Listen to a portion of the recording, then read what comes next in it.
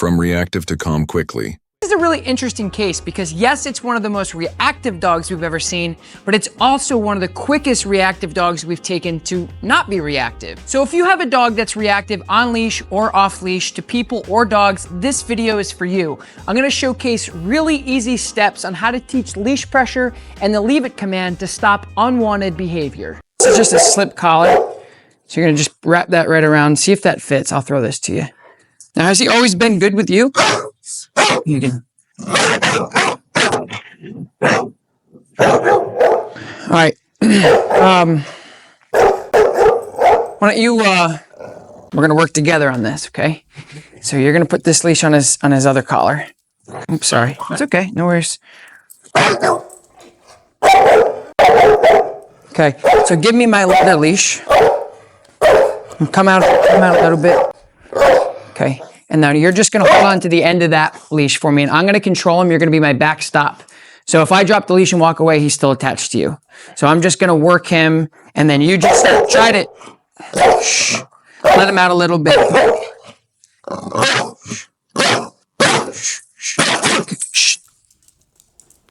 You're okay. It's okay. Good. Come here, bud. Okay. Come on. Good boy. Good boy. Good boy. Good job, Zamboni. Good boy. Good job. Good job. Okay, you can drop the leash now and then just, why don't you just go over anywhere. You don't have to sit down or anything. Just stay in. I just want to pay attention to him and focus a little bit. So, Zamboni, come here. Boy, come here. Come here. Good boy. Good job. So I'm just still being cautious with him because, because he changed his behavior really quick, which means if he changed it good, he changed it quick for the better, he can change it again the other way. Zamboni, sit. Is he food motivated? Sit. Oh, good boy. Sit. Good job. Down. Down. Break. Nicely done. Good boy. All right. Any questions? Okay. Interesting, huh? Yeah. Yeah. So, my thought process is this is, I don't, this is primarily what I work with. It's what I deal with. It's what I love the most. It's just what you just saw, reactive dogs to not reactive dogs. So I don't pretend like I know everything that's going on all the time. And so my take on it is, come here, buddy. My take on it is like you said before, that there's probably some things that you're doing, a dog owner, that sets him up to be that way. Yeah. And so for me, he's doing this, right? And he's barking, he's coming at me. And you as a parent, if you will, if you're in charge of this animal and he's doing all the things bad that you don't like, and not only do you not like it, but other people obviously don't like that either, and you don't do anything to stop him from doing that, he will then continue to do it, right? So I just put a piece of rope on him. It's literally like what we call a slip collar. So it's like a martingale collar with a little bit more pressure. So it's a little safer because martingale collars are also they're dual collars for flat collars. So a lot of times they're sitting on that's a flat collar where it sits low by his chest, no control at all. It's just for his tags, which is great. That's every dog owner should have a dog collar on like that. With the slip collar, you're able to customize it to put it high and tight, where originally like where you wanted to put it was low, and I said, no, put it up. And that's what we're doing with the control. So nothing really is causing him any aversive. I shouldn't say nothing. It's aversive to a point of like, it is causing him discomfort from pressure. So he's pulling, he's like, hey, knock it off, let me go. So it is a little pressure to him. So my point is this, is if he's doing all of that behavior and we're not doing anything about it to effectively and efficiently stop it, then it's always going to continue. Do you know what I mean? So I know that you worked with another trainer prior that did just a lot of positive reinforcement training. So like, watch this here. Hey, leave it. Hey, sit.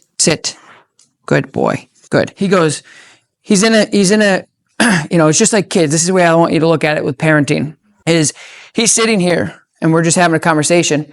Somebody does this, and he's like, get the hell out of here, you know, and you're like that. Leave it. No, sit. Good. But you see how fast it turns him around, right? And it's not anything really a lot different from the flat collar. It's just it's sitting differently, and it's applying a little bit more pressure for control. And that's the main, and that's the main difference. I mean, honestly, if you were to say like, okay, how did you get him to go from really reactive to not? It would just be a little bit more pressure. That's it. Okay, buddy, yes, a good boy, right? So it's not really so I'm just going through the process of trying to figure out the stem of what we're dealing with, right? And so for him, you could tell that it's not so much fear. It's just, I don't know what else to do, which is great because that's like the easiest type of reactivity that we can deal with, right? So all you got to do, step in, say, nope, stop. What are you doing? And then he'll go, oh. So that's what he did with me. And I judged it. And I didn't, when I gave you that other leash, I'm just thinking on the fly of like, what's going to work best here.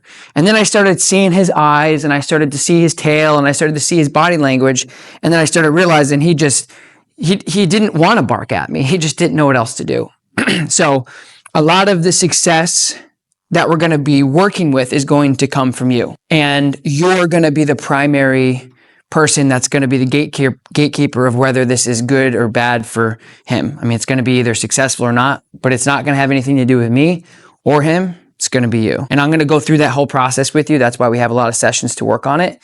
And the other thing that I do want to point out too is when I do a lot of behavior modification work, if you were to take a test of the behavior modification of the work that I've done in the last 5 years and where those dogs are at, will have no reflection on me and what I've ever done with the dog. Because what I just did in front of you, I'm done. So there's a difference between sustainability in behavior training and obedience training.